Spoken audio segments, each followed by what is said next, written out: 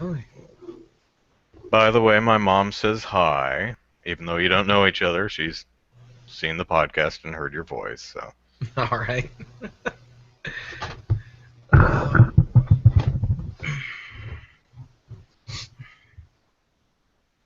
Actually recorded a Q and Andrew for my YouTube channel this afternoon, but I didn't want to upload it at the same time as streaming the podcast, Yeah. because I don't know what will happen, Oh, yeah. but probably nothing good. Probably not. And there we are. All right. Okay. Okay, why is... I cannot get game politics to load. Oh dear. Hey, Matthew.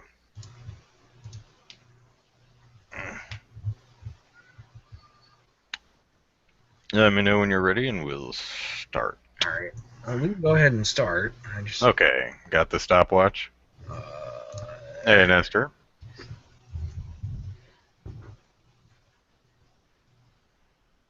You got the stopwatch ready there, Zachary? Yep. Ready. All right. Here we go. Hello, everyone, and welcome to Super Podcast Action Committee, episode 124. Andrew Eisen here, along with E. Zachary Knight. Hello, Zachary. Hello, everybody. And hi, folks in the chat, Matthew and Nestor. Matt, no, I did not see the Game Awards. However, I read about them. I didn't watch them, though. I was busy doing something. I don't even remember. I was at work. That's what I was doing. I was at work working. That's what I was doing. That's why I wasn't watching them. But you want to see me geek out about Zelda and Mario Maker? Okay, here's what I have to say about Zelda. Nintendo, from the bottom of my heart, I truly appreciate you taking the time to show us some new real-time in-game footage of the new Zelda game, and boy, howdy do I hope you actually meet your prospective release date of sometime next year. That said, maybe I'm greedy, maybe I just ask too much out of life, but would you please in the future consider direct feed footage? You know, rather than me watching a 720p YouTube video of you playing the game on a TV in a corner of the front. For those of you who didn't see, it was Miyamoto and Aonuma? Who was sitting with them? I forget. I have no idea. Two developers sitting, and a television in the corner of the screen about this big. So all the footage we saw was someone pointing a camera at a television. Not even zoomed in, just a quarter of the screen. So, I mean, it looked good from way over there. Come on, Nintendo, the game's pretty. You should be proud of yourself. You should be releasing that crap in 1080p 60 frames per second. YouTube does that now. But no. Reminds me of, yeah, and Nintendo actually still does this in cases where when you're at E3 and you want to record the game demos, you have to back the camera up enough so that the you know, so that you see the controller in the screen. Like at this point, we don't understand what the hell the controller is or how it works, and they did the same thing with the Wii. But so Zelda, yeah, you know, I noticed from the E3 footage that Link is right-handed, which made me very wary that they were going to do the waggle control sword fighting again. Doesn't look like they are, which is good for me, because I don't like the waggle sword fighting. Yeah. Which leads me to ask, well, why is he right-handed? Not that that's like, well, he's right-handed, I'm not playing it now. I'm just wondering. But, you know, whatever. Big open world, your horse... You just point your horse in a direction, and she goes. She, I forget what gender Epona is. But the translation was, yeah, we figured you didn't really have to steer because horses don't typically run into trees. So you can say, Epona, go that way, and Epona will, you know, juke and weave around the trees, because that's what horses are not stupid. Yeah. Mario Maker, they have... This is the build your own Mario game, which Yeah. which in a way I'm kind of surprised Nintendo came out with, but um, there you can do a new Super Mario Brothers and original Mario Brothers Super Mario Brothers theme. But you can now do. They announced Super Mario World and Super Mario Brothers 3, so hopefully they will have a Super Mario Brothers 2 theme in there also. That would be cool. Awesome. Yeah. And it was certainly better than the awards last year, where Nintendo actually showed up to the awards, which I don't think they had really had any presence at awards past. And they go to the big Spike TV awards, which I think is what they were last year. And Jeff Keighley is, we've got Reggie here, and they're going to announce something like Cranky Kong is in Donkey Kong Country, which had unfortunately been leaked like the week prior. It's like, and poor Jeff is sitting there going, "That's it? Nothing else you want to say? Nice. Really? Okay. I mean, yay, Cranky, but really?" And I was sitting there thinking, oh my gosh, I'm not sure which is worse, the fact that Nintendo thinks this is enough, or the idea that they don't have anything else. Well, this time last year they really didn't have anything else. Yeah. Yeah, they're late last year, early spring. This year lineup it wasn't that great. It wasn't until the summer that they actually got anything worthwhile showing off. But so far as I noticed, only one For Everything But Wii U game announced, which was King's Quest, which bugs me because I'm a big point and click adventure fan from way back, and I love the Quest series, especially the early King's Quest games. And for that game to come out on everything but the Wii U, I'm like, damn it! Yeah. Oh well. So let's see. Been playing any video games this week, there, Zachary?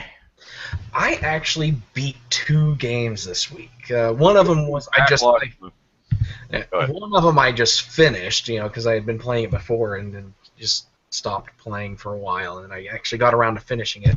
And the other one I actually played from beginning to end within the week, which was really nice. The Thanksgiving weekend helped me out with that. But the one I beat. The first one I beat this week was Freedom Fall on the Ouya. It's I mentioned this a long while back on a podcast, but it's you play as a prisoner at the top of a prison tower, and the goal is to climb down the tower and escape. But the game is the tower is full of all kinds of death traps and everything, and then and the tower was built by an evil princess who likes to taunt you and torment you by through a graffiti that she puts on the wall, and really fun game. Very clever with its level design, and the graffiti is a really nice touch. But I played through. There's 12 floors to the tower, so 12 levels, and I had played through to floor 10 or something and stopped there for a few months, and then just earlier this week I was like, you know what, I'm gonna finish this, and I beat the final 2 floors, and it's very satisfying game. I still have to go through and play each floor perfectly, because you get 1 out of 3 stars, or you get you get little. You can get 3 stars for each level, and the first couple levels I got 2 stars, and then 1 star and 1 star, and then the last 6 levels there's 0 stars because I died too many times trying to beat the towers, so I had to go back through and perfect them all. But just the fact that I beat the game was a nice achievement. And the other game I started playing on Thanksgiving weekend, and then beat it last night. It's Dust: An Elysian Tale. Mm-hmm. And that one is actually really good. It's a kind of a Metroidvania style game, where you play a character named Dust who gets a magic sword, and you have to defeat the evil general and everything. And I played it on casual mode because I really, they had a casual, normal, tough, and then hardcore, and I was like, let's play casual. And I probably could have done pretty well on normal, but with casual, I was practically invincible the entire game. I don't think I ever got killed by an actual enemy, and I'm trying to think if I ever actually died, but I might have died, just through spikes and stuff, but yeah, but I was practically invincible the whole way through, so that was nice. I was able to just get through the whole story and everything, and play that. And it's a very well designed game. I forget what the game company is that made it. I forgot to check, but yeah, it's I got it through the Humble Bundle, so it's available on PC and everything. But yeah, it's definitely a fun game, and I like the story. There's kind of a conflict between the warm-blooded animal races and the cold-blooded reptilian race, and so you just kind of have to play the game to kind of defeat the general who is on a quest to destroy all the reptiles, all the Moonbloods as they're called, and so I thought it was very good, and there's some reveals in there that didn't, that took me by surprise. They were very well designed reveals and everything, on the story and everything. So definitely a good game. I recommend it if you haven't played it. It's available on. I think it's got its start on Xbox Live Arcade, and then was ported to PC sometime thereafter. But, yeah, definitely worth a try if you haven't played it yet. Okay. What about you? You finished Lego Batman. Lego Batman 3 I finished last weekend, last Sunday, so I spent my entire Thanksgiving weekend on call for work and finishing up the Lego Batman 3 guide, which is kind of funny because my editor's, he's like, when you, get me some stuff I can promote on the site. I'm like, so, if you finish the list of all the red bricks or the character page, when you get that done, let me know and I'll promote it on the site. I'm like, great, except all this stuff kind of comes together at the same time. When I finish the character page, that means I'm pretty much done with the game, and the red bricks page and everything else is done. So yeah. It was actually kind of hard to get anything ready for promotion before the entire guide was finished. Yeah, But, Lego games are typically designed that way. It's like once you get all of one thing, you should have all of everything else at the same time. Yeah. But I've spent the last nearly 10 weeks doing nothing but guides. Because I did the Lego Batman guide took me 2.5 weeks. Before that, I did Hyrule Warriors, which took me 7 weeks. So still having nightmares about that. So this week was the first week that I just had I had free time for the first time since September. It was really lovely. I actually just started Wonderful 101, and I mean just started. I've put maybe 30 minutes into it, if that, and I haven't figured it out yet. If I were an impatient gamer, I'd say, this game sucks, and throw the controller away, but it's a matter of I don't know how to fight in this game because I'm just getting my butt kicked. There are little mini bosses that I'm just not sure how to attack. I'm not sure how to effectively use all my little guys.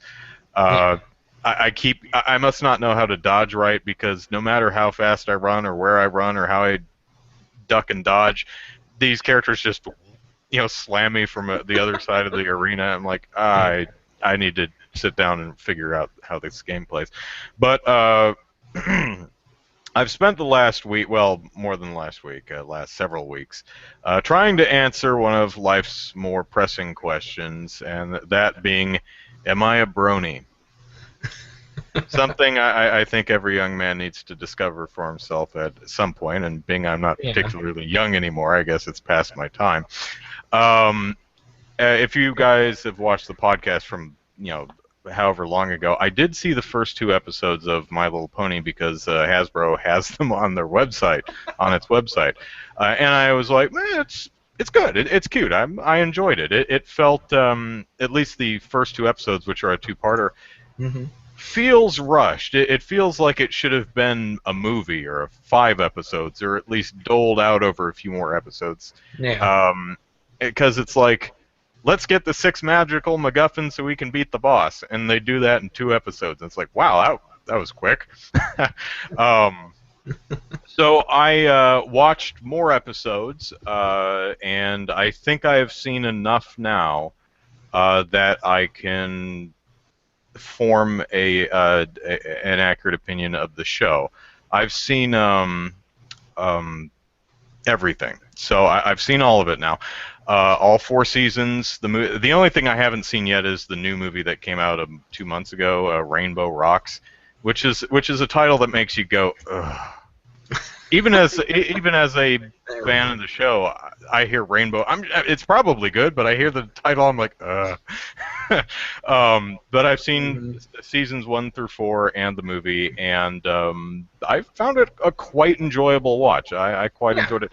I'm not going to go to any conventions, and I won't be buying the DVDs. I don't really feel a need to revisit it, but it's an enjoyable show. I quite enjoyed it. So I don't know if that counts for Bronyism, or if you have to buy merch to be a Brony, or if it's just did you watch the show and like it? Yeah, you're a Brony. Okay. Yeah, that's I watched the show with my kids, and I think it's a fairly entertaining show. It's definitely not something I will leave. It's something that I will actually stay and watch if if I'm there. But yeah, it's not something I'll go out of my way to watch, and I found the Equestria Girls movie. I didn't quite like it, but it was basically a My Little Pony episode, but with humanoid characters instead of ponies. But I didn't enjoy it as much as I enjoyed the actual cartoon. But yeah, it's I wouldn't consider myself a Brony, but I'm not opposed to the show, and I don't look down on anybody who likes it and wants to watch it. So. Well, I don't. That's always something that's confused me about the internet. It's looking down on people who like stuff that you don't care for. Yeah. I think Dragon Ball Z is probably the single worst television show ever. And a buddy of mine is a super fanboy of that show, and I'm like, Brian, man, I really don't understand why you like that show. Every single thing about it is terrible. The story's terrible. I hear Dragon Ball is good. Dragon Ball Z's terrible. Story's bad. Character design is bad. Aesthetics bad. Animation is bad. The fight choreography is bad. The story is bad. The dialogue is bad. The dubbing is bad. Every single aspect of the show is horrible. Why do you like it? But I don't think less of them for liking it. I mean, there's plenty of stuff that I like that's, stupid. Like Generation 1 Transformers. I love Generation 1 Transformers, but holy crap, is that stupid. Oh, they are. I thought some of it is actually pretty good, but... the Transformers movie was good. The cartoon one. The one that had Orson Welles playing Galvatron. That one was good. Leonard Nimoy was Galvatron. Orson Welles was Unicron. Unicron, that's right. Although he died, Galvatron is what Megatron turned into. Yeah. And Orson Welles died in the end, so I think a couple, there's maybe 2 or 3 lines that are Leonard Nimoy as Unicron. Yeah. So, looking at the chat, it appears I'm not the only one who ran into a difficulty wall with Wonderful 101. Apparently, they don't do very well with explaining the mechanics of the game. That's something that I've heard about, is that it's actually a fairly difficult game to play. I think a lot of people thought that it would play more like Pikmin. But not at all. It's not at all like Pikmin, and so I think that's what confused a lot of people. But yeah. it's definitely what Matthew, the first Michael Bay Transformers movie, was it actually a fairly decent translation of the cartoon to It was watchable. but after that, I watched the second one, and I thought it was absolutely terrible, and I have not watched a single Transformers film since. You know what? I'm in the same boat. I saw the first one, and I thought it was watchable. I thought it was okay. I didn't really like it. Yeah, I liked most of the actual Transformers stuff, but it, I knew they were going the wrong way when Spielberg was like, "It's a story about a boy in his car." I'm like, "Oh my god!"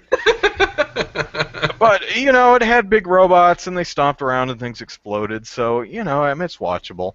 And then they had the sequel, and it was unwatchable. I mean, it took me a year to get through that movie. It is so boring. I'm like, how do you make a movie with giant robots stomping around, blowing stuff up, and make it boring? That's actually impressive. I am quite impressed that you managed to make a Transformers movie boring. But well, that's like Michael Bay for you. Yeah, I have not seen Transformers 3 or 4. Yeah, and they're making a 5 apparently. I do believe a 5 has been greenlit. Yeah. That makes me sad for society, for humanity. Maybe this one will be good. You know the definition of insanity, right? Yeah.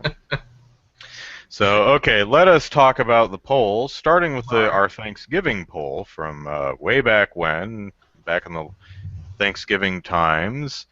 Where was it? Oh, yes. So, which video game platform are you most thankful for? And Nintendo, Sony, Microsoft, PC, handheld, mobile, or other? So which ones are you most... the one that won, of course, is PC with 47% of the vote. We had 415 people vote. 193 of them voted for PC, which, not too surprising, most games are on PC. It's probably the most versatile as far as variety of games go.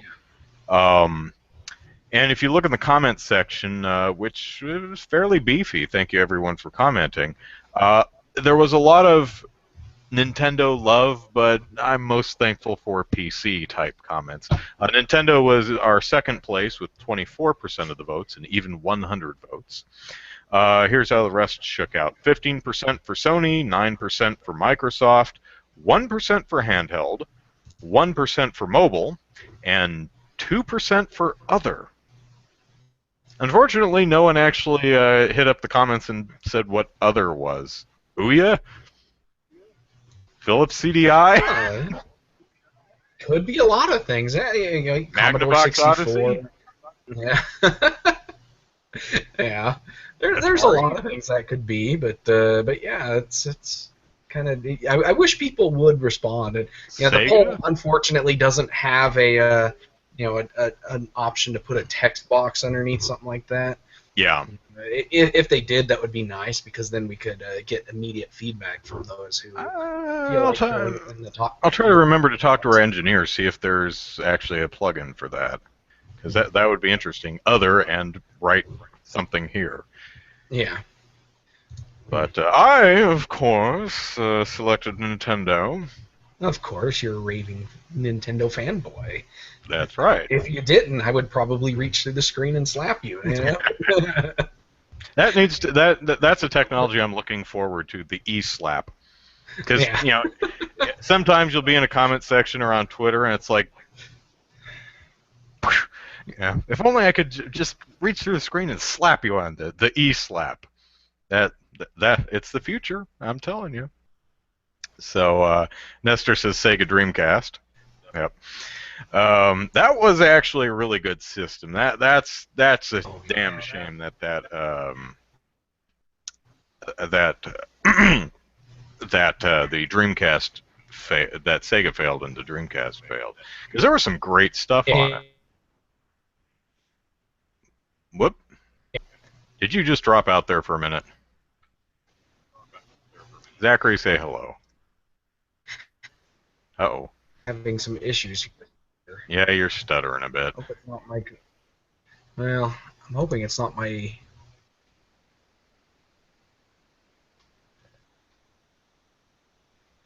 I don't know. I'm informing someone of where the chat is. There we go. All right. Well, Zachary's having technical problems. It looks like. Dream Pepper says when you vote, the entire page reloads. Yeah, I know. So let's move on to the other poll while Zachary tries to get his internets working. And that was The Crew from Ubisoft. Oh, sounds like you're back. The poll asked, will Ubisoft's The Crew have technical problems even after applying its day one update? See, a week or so before the game launched, Ubisoft revealed a couple things. And come on, YouTube. Darn it. The reply button doesn't work. Technical issues. What was I talking about? Oh, so Ubisoft says we're not sending out review copies for The Crew. Now, this was after two of its other fall games, Assassin's Creed Unity and Far Cry 4, had some fairly significant problems. And they had pulled something similar with Assassin's Creed Unity, saying we're review embargoing it till noon on the day it launches, and with the game as incredibly bug-filled as it was, a lot of people are thinking, you knew it was full of bugs, didn't you? And that's why you did that. And so people would be excused for wondering if that's exactly why there are no review copies for The Crew. Ubisoft, of course, saying that, well, we want people to play the game when it launches, and they have the full community to play with so that they can fairly judge the title. All right, I'm back. Okay, which is a fair point, but still, looking at history, be real suspicious. Then Ubisoft said, we will not have any problems with. Well, they didn't say exactly that, but it said we are very confident in the launch of The Crew, and it should go real smooth. And then they said, here's the day one patch.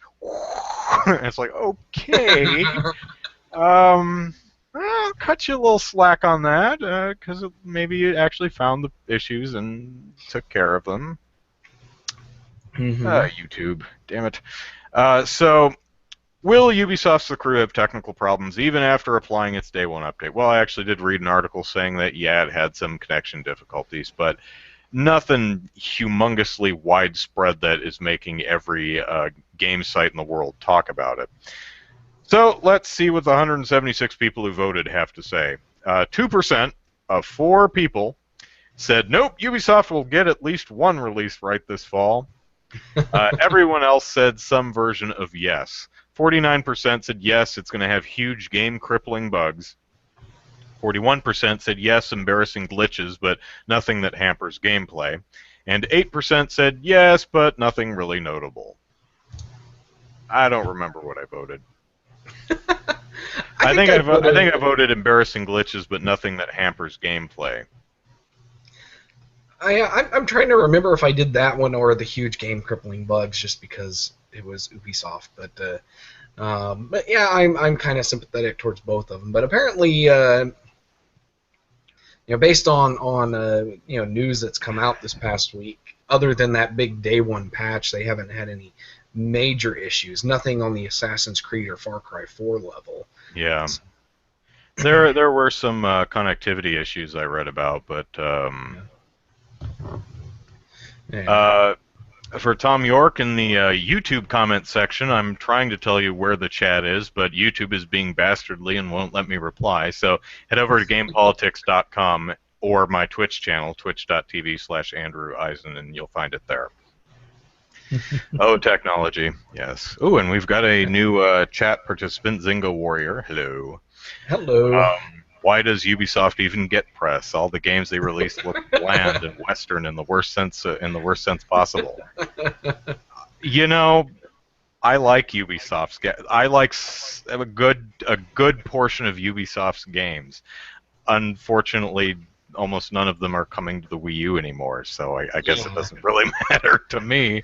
Um, Apparently, I Ubisoft still makes some pretty decent games these days, but they're suffering from the AAA disease of releasing games broken and unfinished. Yeah, and that's it's really sad. But I remember fondly a number of Ubisoft games.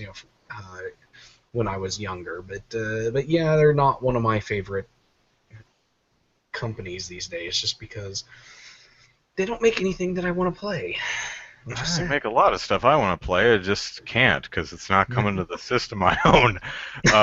Although I have to admit, Assassin's Creed just has never done it for me. Maybe I haven't put enough time in with the games, but from what I've played of them, they just don't grab me. And I've always found the story just mind-numbingly dumb. I never really got into them, but Yeah. I really like the Prince of Persia series. They haven't done any of those in a while, unfortunately. Beyond Good and Evil is one of my all-time favorite games. Come on, get number 2 out, you pains in the bum. I did like play a little Splinter bit Cell to an more extent. Beyond Good and Evil this week too, or last week, one of the two. But yeah, I haven't beat it yet. So definitely a good game. I enjoy playing it. I just run out of time and decide, oh, I want to play something else. Yeah, Valiant Hearts I heard was good.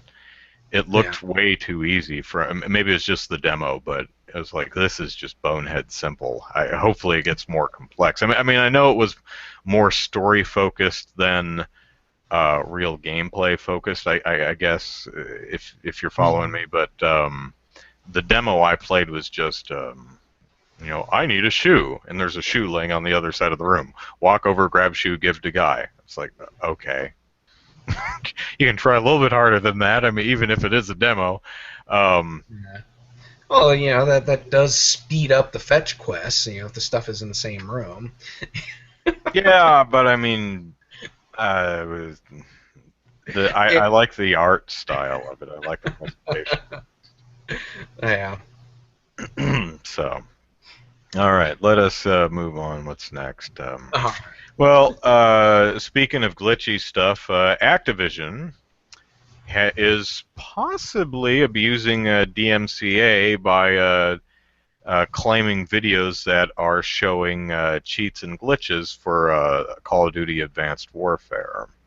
Now, what it's being framed as is Activision is trying to remove videos that show their game not performing correctly, but what's possibly happening here is Activision is striking out at videos that are showing players how to cheat or how to break the game, which I could understand the reasoning behind trying to remove videos like that, because you're trying to foster a better community and a more enjoyable gameplay experience. So what do you think's happening? You think they're trying to get rid of videos that are making their games look bad, or do you think they're really going after game videos that are showing people how to break it or how to cheat? I think it could be either one. A lot of game companies are trying to crack down on cheating, and so that they would go. You would think they would go out of their way to crack down on people who are showing off glitches and stuff that allow you to cheat, especially in multiplayer mode. The multiplayer mode is probably where they're cracking down the most. But showing off glitches and stuff, I think they could probably be doing that too, because if it's just showing how bad the game is, that could turn people off from buying the game. We've seen a lot of stuff like that, with especially like Ubisoft the last couple of weeks, where they had the embargo for Assassin's Creed until 12 hours after release, so you couldn't publish a review, and then they refrained from giving reviewers copies of the crew early, and various things like that. And then I forget forget this publisher that did this, but the one that uh, tried to get YouTube reviewers to give give the game company creative control over the reviews, so that they could eliminate reviews that showed off glitches and stuff. So I could definitely see some crazy person in Activision's uh, customer relations or promotion group going out and trying to remove stuff that makes their game look bad. And and if they're doing that, and if it's correct that they're doing it and doing it through the DMCA or even Content ID, I think that's terrible. That's a complete abuse of the system. The DMCA is supposed to be there for copyright infringement. You're supposed to be able to use it to get rid of videos that infringe on your copyright. But showing off a glitch or critiquing a game based on its glitches, that is pure fair use. And if I had published a video that got a claim like that, I would be fighting it tooth and nail under fair use, because that's exactly what it is. And if they're doing that, I would be very upset. Unfortunately, it's still just a report, so we don't know if it's true or not, and I don't know if anybody's ever has gotten a follow-up on it yet. I haven't seen one. But Activision, probably the best solution would be to release a game that isn't broken. Yeah, that would be the best solution, definitely. It's like, how did you get rid of all the glitch videos? Well, we made a game without glitches. Or at least without a humongous number of them. There's always going to be glitches, of course. But, man, Assassin's Creed Unity, goodness. That's probably the worst. That's even worse than Lego games. I mean, that's probably the worst I've seen. When you walk up on a guy and they have absolutely no face other than floating teeth and eyeballs, you is wrong there. It's like that seems to be fairly widespread. It's like, how did you never come across that when you were testing it? Really? Yeah. Well, the thing is they didn't test it, and that's the problem. Yeah. So, all right. Moving on, we have Electronic Arts saying that it might not buy companies, or it will acquire less companies in the future, which I imagine. Companies. I have to take issue with that headline. Yeah. Well. Oh, we'll acquire fewer companies as opposed to we'll acquire less companies. Yes. I should probably change that. Of course, this is. I thought about it, but it doesn't matter anymore. We have some sticklers for grammar in our readership. I'm surprised no one pointed that out. I'm kind of ashamed of myself for not noticing it, but like an email, I rarely ever pay attention to the subject line because I read everything except the subject line. So I rarely ever, when I go to sites, I typically read everything. That's why I like the blog roll format, because I just start where I left off and read up till I get to the top. Same thing with my email. I start with the first unread one and I go until I have no more. So if you put important information in the title, a lot of times I will completely miss it. And that's my fault for not reading the damn subject line or the title. But typos in the title I will miss a lot because I don't pay attention to them much because I read everything. Anyway, EA says, I think our history with acquisitions is somewhat marginal in performance. We have some that are spectacular and some that didn't do so well. It's a headcount business, right? You're buying a headcount. And that's always difficult to manage in acquisitions. It doesn't mean we won't do them, but I think where we've been most successful is in smaller acquisitions that we've integrated very quickly. It says, I'm also a huge believer that we've got great opportunities inside our organization. We've built a really strong bench of talent at all levels, and our view is just to find great ideas, either through our development or through licensed IP, and leverage your talent base to try to build that. So, EA has BioWare, and we have folks saying, BioWare is an example of a successful acquisition. They guess have that made is. EA money. That's They're making the money. key So other there. than that, whatever you Yeah. think of their games, which continue to be pretty popular, but Yeah. and Dice, uh, which was actually from a lot of half of Dice, if I'm remembering right, or a good chunk of Dice was from another company that EA acquired, shoved them all over into Dice, and then closed the company. But EA, especially in the 2000s and on, has had almost a habit of buying companies and then shuttering them within 5 years, if not sooner. Yeah. And probably Like the biggest Bullfrog is the big one that everybody names. Yeah. Mythic and Pandemic too. Those are Yeah. more recent ones. But you've also got, let's see, I looked it up real quick. Origin, Bullfrog, GameStorm, Dice Canada, which was actually something else. But Pandemic, Bright Light, Playfish, Victory Games, and Mythic. And Playfish is doing pretty well for him still.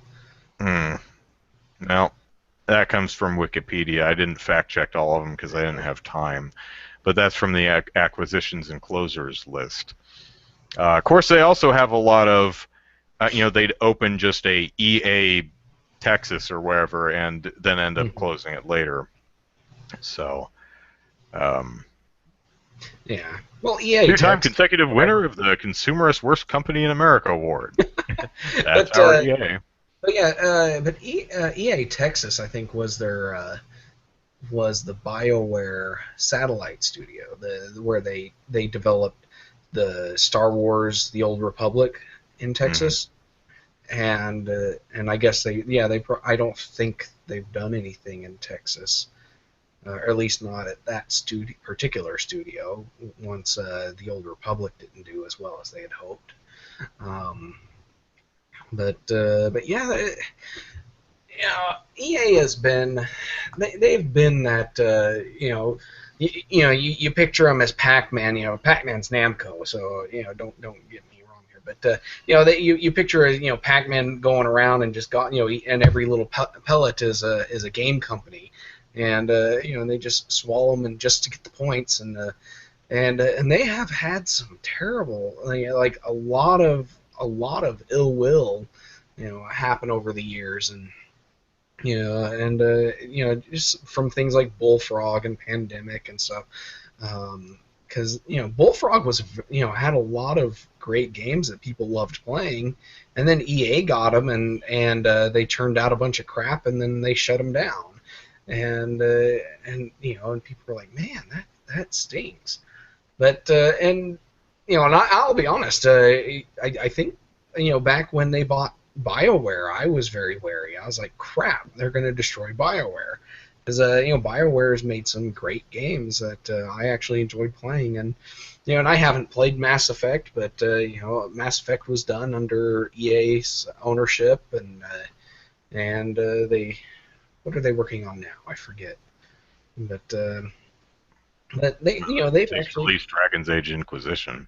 Yeah, Dragon's Age. That was the other game, and Dragon's Age is a very popular Skyrim competitor, and so they're doing pretty well. BioWare is, so hopefully EA will focus more on that. Actually, when they buy a company, they'll actually um, allow that company to continue doing their own thing rather than EA dictating from on high what they should be doing. Hmm. Um, Because I'm still worried about the Plants vs Zombies developer. I forget the name of that. Is it Um, PopCap? yeah, Or is that just the PopCap. publisher? They developed that? I don't know. Okay. I think they developed it, but I'm still worried about them just because I don't feel like Garden Warfare was an actual PopCap game. I think that was an EA required game, like a game they wanted, a game that EA wanted PopCap to make. Um, but yeah, but they're still doing. Plants vs Zombie 2 is doing fairly well as a free to play game, but I don't think it's doing as well as the original Plants vs Zombies did. At least not as far as I can tell. I haven't done any major research on it. From the folks I've talked to who've actually played it, they're like, eh. They're like, it's okay, it's fine. Yeah, But it's not doing boy. anything new. It's Mhm. it doesn't do anything that the first Plants vs Zombie game didn't do. They haven't improved on the formula. They just kind of expanded the formula. So there's more types of zombies, but really there's not, which is kind of a funny thing to say. But and there's more plants, but in reality, the game is exactly the same. Um, so yeah, it's not the type of sequel that many expect. But is Nintendo the only company that values talented people? If they did, they would have held on to Rare. But, no, that's just a little tease because Rare was a great company and they still are. But yeah, they Microsoft offered them something better apparently. But, Like lots of money. yeah, Yeah, lots of. I have a pet theory about both Rare and Silicon Knights. That's probably not true at all, but it's just the feeling I got in that Nintendo got heavy-handed with both of them and started dictating what it wanted both companies to Mhm. do. Um, Rare was doing all kinds of awesome stuff, and then it said, "Oh, the Dinosaur Planet, turn that into Star Fox," and that probably ticked Rare. And I almost get the sense, and this is again, this is just me making stuff up, Mhm. but I get the sense that Rare was like, "Well, I don't want you ruined Dinosaur Planet." I mean, Dinosaur Planet. I'm sorry, Star Fox Star Adventures Fox turned out Adventure. okay. It's actually fun for what it is, but it's not what it was supposed to be. And Yeah. he almost, well, we're going to take our marbles and go somewhere else. Um, and then everything Rare released from then on was crap. Silicon Knights made the awesome Eternal Darkness, Mhm. and then Nintendo said, "Hey, why don't you remake Metal Gear Solid?" It's like, why? I don't want to make Eternal Darkness 2 or something unique. And they said, well, the hell with you, we'll go to Microsoft, and then made nothing good ever again. Yeah. um, so, uh, most of the well-known folks that you know from Rare, like Nestor says, Tim Stamper, is none of them work at Rare anymore. So, Yeah. in fact, some were at Retro at one point. I'm not sure if they're still there. Anyway, we had a question. Did we talk about the amiibos Marth, Wii Fit Trainer, and Villager are reportedly discontinued? I read that too. There's a report that those three amiibos Nintendo has discontinued. Well, wasn't Marth the GameStop exclusive? Uh, Or am I thinking of a different one? I don't remember, No. but I don't know if that's true or not. I It seems really weird to discontinue um, amiibos this early after launch. It's yeah, that does seem pretty quick to discontinue, and You would think unless they they're would at saying least like, give them 6 months, but yeah, who maybe they knows? I just don't know. produced as many as they expected to make, and then they're not going to mess with it.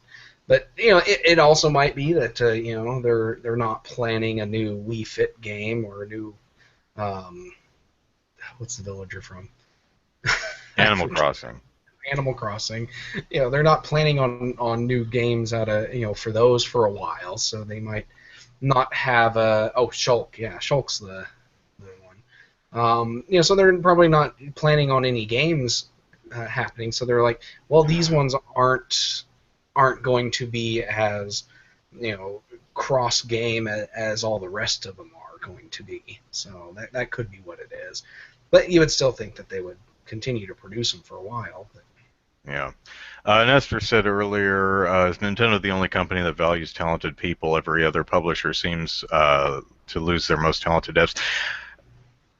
That's not far off. Nintendo actually, if you read Game Politics, and you should, you will often we often report about massive layoffs at various publishers all over the world, and I don't recall writing writing or reading a single one of those about Nintendo. And Nintendo actually made a statement within the last year saying that that's typically not what we do.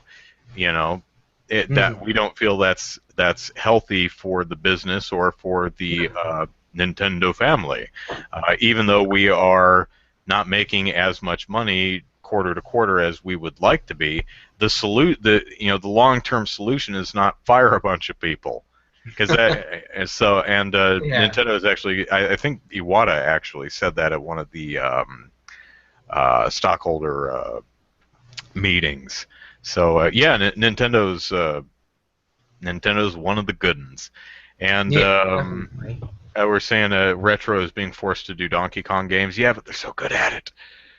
Yeah, I Uh, think with just on that retro and Donkey Kong thing, I think Nintendo has learned how to assign the right game to the right developer. I think it's like when they know that they're not going to be able to do a game in studio, they do pretty well at picking the right studio to make a game. mhm. And I honestly don't think Donkey Kong was forced onto Retro.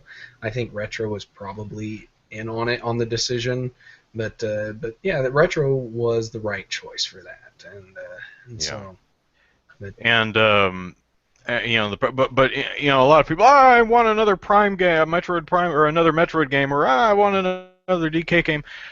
As much as I love both franchises, I would really like to see Retro do something original. I want to see Retro just make a game that it wants to make. is Um, is Splatoon being done in house at Nintendo? I forget. you believe so, yeah. Uh, Matthew points out that there were some layoffs in Nintendo European offices. I think that was when they moved the Nintendo UK headquarters. Hmm. Um, but yeah, I'm sure they lost some people there. But yeah, I would like another Metroid game, whether from Retro or whether from the Prime series, or but I I I I think Retro could do a nice one. I honestly think that they should do a good 2D game. You could do a 3D one, but just the 2D one two-dimensional platforming. so other M Um, only good. yeah, exactly. Now I Um, liked other M. So now the story terrible. The game, the game, it's just mhm. playing the game. The game's good. I think the game is Yeah. very fun. Not without its flaws, but good game. Oh my god, that's some of the worst writing I've seen in a video game. Well, what did you expect from Team Ninja? Okay, I still thought it was a pretty fun. I think the game is Yeah. unfairly maligned in the gameplay department. I think gameplay Oh no, wise, I haven't played it. It's on my to to buy do list list, for the yeah. Wii. But I still haven't played Metroid Prime 3, so and I gotta beat that one, play it and beat it before I even think about getting other M. But Mm. yeah, I think Retro would do a good job doing another Metroid game. And as much as I love the Prime series, I would love to see them return back to the side view because I'm not much of a first person gamer. Yeah, I guess I could probably go with a third person perspective, Hmm. um, but I think I would still prefer just a side view game. Mm. I I like both styles actually. Yeah. Other M tried to mix them, and it worked. It was for those of you who don't remember, the game was played with a Wii remote, and you played it on its side, using the pad and the buttons, jump and shoot. But then when you wanted to go into first person mode, you'd aim at the TV and shoot, shoot, click, click. And then Mhm. you'd constantly be doing this. And while it worked, to be fair, it worked. I'm like, this is like in Zelda. This is just not how I want to control the game. Yeah. Um, I think it would have worked just as well if they would have, used the nunchuck and just hold a button to toggle into first-person view.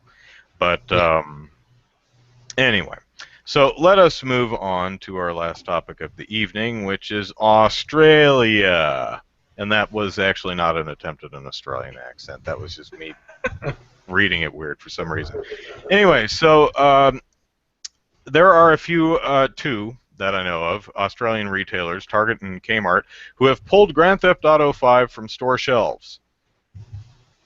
14 months after the game came out. A little behind the times there, gents. There was a poll, I'm sorry, not a poll, a petition. Petition, change.org petition, yeah. Yeah. And I lost it. I've got it. Online petition, yeah. And it's basically the online petition says, the game incentivizes... Go ahead. The title of the petition is Target Withdraw Grand Theft Auto 5. This sickening game encourages players to commit sexual violence and kill women. So, and that's all you really need to know about the petition. Everything else is just based on that premise. And there were, I think, 40,000 signatures, something like that. As of today, there's 48,347 signatures, and they've got 1,653 left to go to get to their magic 50,000 signatures goal. Yeah. So, this is so frustrating. The biggest problem is whoever wrote the petition is either doesn't know what they're talking about or is willfully lying about the content of the game. There is no sexual assault in the game. Unless you consider employing the services of a prostitute sexual assault, and I'm sure there are people on the planet who do, there's no sexual assault in the game, at least as from a player that the player can engage in. As far as I know, every sexual encounter in Grand Theft Auto is consensual. Whether you're paying for it or you're getting hot coffee. Yeah, there's no rape in the game. Now, you can assault someone you have had sex with, but not during the act. Mm-hmm. You can run them over with a car later, or shoot them or stab them or whatever. Matthew points out that the games were pulled 14 months after the game came out, but only 2 months after it released for the PS4 and Xbox One. That's true.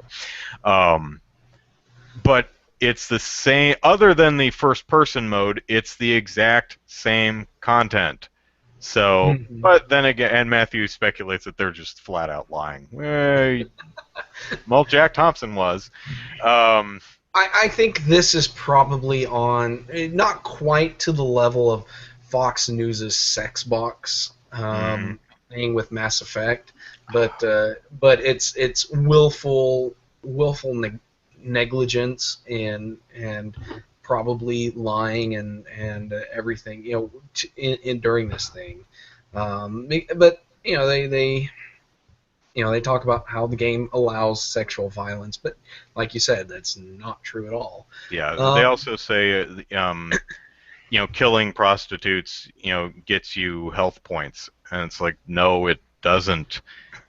Well, using the services of a prostitute, I believe, refills your health, but that's not the only thing you can do to refill your health in the game. No, not at all. And this goes back to Jack Thompson. He used to talk about how in Grand Theft Auto, you could have sex with a prostitute and then kill her right after to get your money back.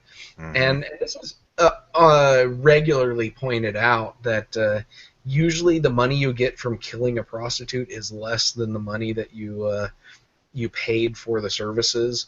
So, like, say you pay $50 and you kill her, and she only drops $20. Yeah, that doesn't even make any sense. Yeah, no, it's just the mechanic.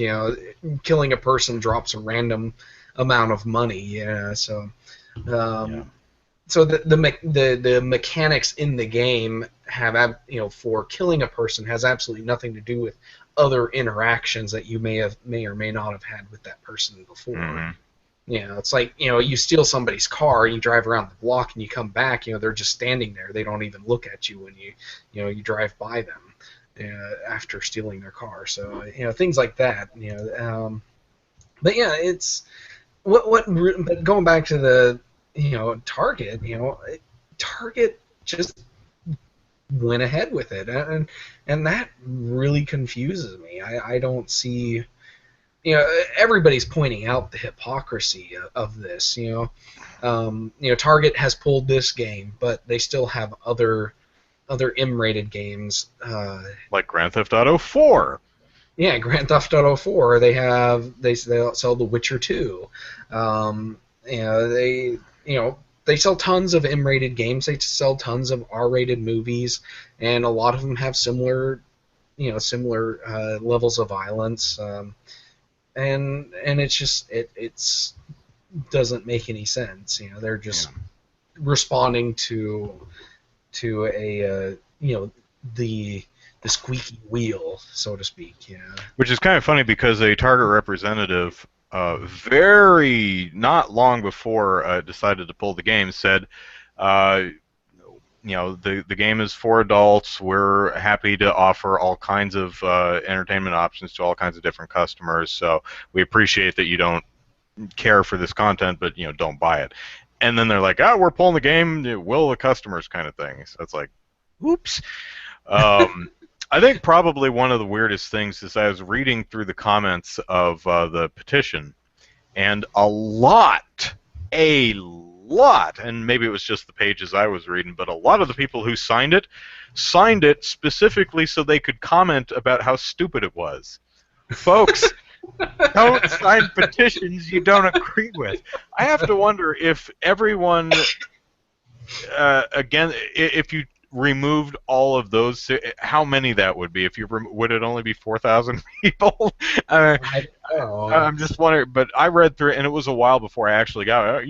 Get rid of this disgusting filth. Most of it was like, this is stupid. You're being sensory. You're a sensory person. Kmart followed suit, even though no one asked them to. Yeah. And I don't know anybody that shops at Kmart, but Kmart Australia might still be a big thing. I don't know. Yeah. Now there are counter petitions going up. Nothing had more than 5,000 signatures last time I looked at it, saying, put that game right back where you found it,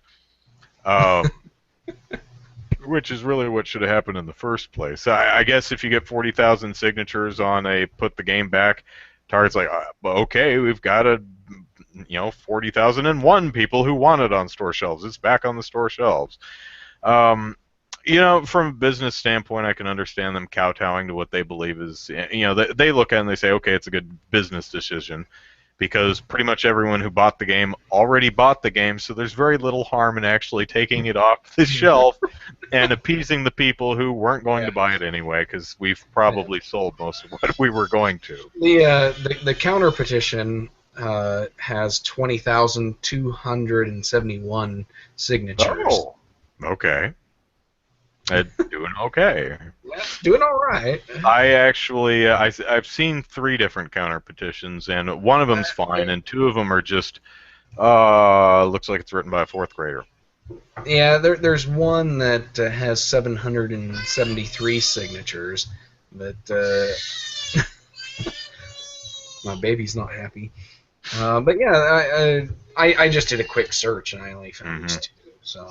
Yeah, there's a 3rd. It might have got pulled, but I know there were 3 here's at one point. Leave Grand Theft Auto 5 on the shelves. That one has 596 out of 1,000 that they're looking to get, and it's like 1 paragraph long. Yep. So let's see. Take-Two, of course, Strauss Zelnick said, we're disappointed that an Australian retailer has chosen no longer to sell Grand Theft Auto 5, a title that has won extraordinary critical acclaim and has been enjoyed by tens of millions of consumers around the world, but no Wii U owners. Grand Theft Auto 5, I may have added that last part. Grand Theft Auto 5 explores mature themes and content similar to those found in other popular and groundbreaking entertainment properties. Interactive entertainment's today's most compelling art form, blah, blah, blah, blah. The other interesting thing is, in Australia, the game game is rated R18, which means it can't legally be sold to anyone but an adult. So here's the other. I was talking about being upset with people who like things that you don't care for. I don't understand people who are bothered by a game on a store shelf that they have no interest in playing. It's like, do you even play any games? Or are you like shopping for socks and you're like, damn it, I'm shopping for socks, but I just can't concentrate on my footwear when I know there's a copy of Grand Theft Auto on a shelf over in the electronics section. Well, based on my reading of this petition, I would say the people who wrote this don't play games at all. So, because they have statements like, games like this are grooming yet another generation of boys to tolerate violence against women. So, and then to see this violence that we live through turned into a form of entertainment is sickening. This misogynistic GTA 5 literally makes a game of bashing, killing, and horrific violence against women. You know, GTA 5 is not really well known for its gender representation. I mean, if you're a female in a GTA game, you're probably a prostitute or a stripper. Or just some random person wandering around. They have random people on Right. street. But I mean, if you're actually a character that you interact with in some capacity, it's probably a stripper or a prostitute. Yeah. Now, to be fair, there is one of your crew member peoples that you can pick up as a woman. I think only one of them. But it is true. There are discussions to be had that Grand Theft Auto, women don't have much opportunity as a character in Grand Theft Auto titles, and that's something we hope to see improved in the future. But saying things like, this is teaching people to be mean to girls, no. Yeah, but that was a complaint with Grand Theft Auto 5. This is the first game of the series where you had 3 playable characters that you could play as, and each of them had their own storyline that intertwined, but none of them were a woman, and that was a complaint that was raised, and I think that was a valid complaint. Just like with Assassin's Creed, they finally have multiplayer Assassin's Creed, but you can't play as a female assassin. It's a very similar complaint. I think it's a valid thing to air and something for the game developers to. Although looking at all the problems they had with Assassin's Creed Unity, maybe women really are too hard for Ubisoft to animate. It's like, look how bad we screwed this up. How well do you think we could animate women? I mean, look at this, floating teeth and eyeballs. Yeah. Someone, I can't even read it. It's such a bad color that the Twitch chat has decided I can't even read the name. But they point out that you can still buy GTA 5 in Australia digitally, which is true, and you can buy it at a bunch of other stores. So anyone who has not... one. Is that who it? It's this fluorescent green color that's just blurring together. I can't even read it. I've got a bright orange on my screen. Yeah. So, so Australian gamers are just, you can't buy it at Target or Kmart if you haven't purchased it already. Yeah. But you can still purchase it digitally. You can still purchase, it's not banned from the country. You can still get it at other retailers. Other retailers, yeah. Yeah, so Target's just kind of, kicking themselves, with, pulling it off the shelf. They're probably not going to get anybody, tick anybody off to the point where they're never going to shop at Target again. Yeah. But, and like you mentioned several times, basically everybody that wants the game has already bought it at this point. So they're really not going to lose much business, if at all. So. But, because as I mentioned earlier, I think most everyone who wanted GTA 5 probably has it by now. So there is very little business risk to pulling that title off shelves at this point, because even right before Christmas, actually, when did this happen? I don't know. Is there a Christmas in Australia? Do they do that down there? Do they have all the big They Black have Friday stuff Christmas. in I don't Australia know too? if they do the. I don't know if they do the whole commercialized version of Christmas the U.S. has, but I know they celebrate it down there. Hmm.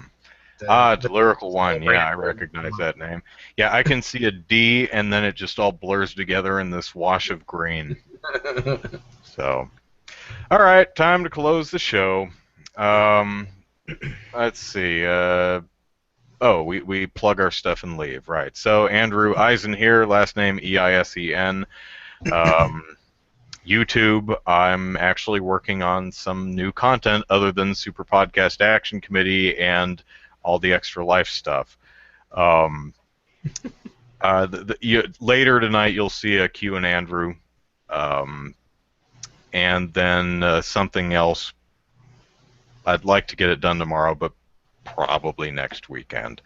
So working on some stuff. Then I'm going on vacation, so I'll probably have stuff in the new year. At Andrew Eisen is the Twitter thing, and Andrew Eisen YouTube is the Facebook thing. I need a nap. Zachary, plug away. All right, you can follow me on Twitter at Easy Night, and you can also check out DK_gaming for my game development work. I'm busy working on a game. I don't have anything to announce at the moment. Probably in January is when I'll first start showing off some stuff. And you can also check out the Oklahoma game development scene. It's on Twitter. It's OKGameDevs, and it's okgamedev.com. If every once in a while I'll post some random game-related stuff over at randomtower.com. So you can check out all those. All right, and if you're looking for a Wii game to play that's fun, Trauma Team from Atlas. This is a really, really cool game. You should play it. You play as a emergency responder and a diagnostician and a coroner. The coroner's cool because she's like a whole point-and-click adventure type thing. Nice. And an endoscopist, which is something my mom did for a while. So you get to use an endoscope and feed it through someone's colon with little pushing gestures with the remote. It's really, really cool. I like that game. And Atlas should make more Trauma Center games because they're great and they haven't had one in a while. Anyway, we are out of here. So thank you very much for watching Super Podcast Action Committee episode 124. You can send us email at superpackpodcast@gmail.com. Follow us on Twitter at superpackpodcast. Subscribe and rate us on iTunes and like us on Facebook. So we will be back next week, probably 6 p.m. Pacific Standard Time, the regular time. So have a nice week, everyone, and I'm going to see if I can find My Little Pony Equestria Girls Rainbow Rocks movie on VOD somewhere. Because Netflix doesn't have it, Hulu doesn't have it. I think I'll probably just have to wait until Netflix gets around to giving me another 30-day free trial to watch it, but oh well. Yeah. So, have a nice week, everyone. See you next time. All right, see ya.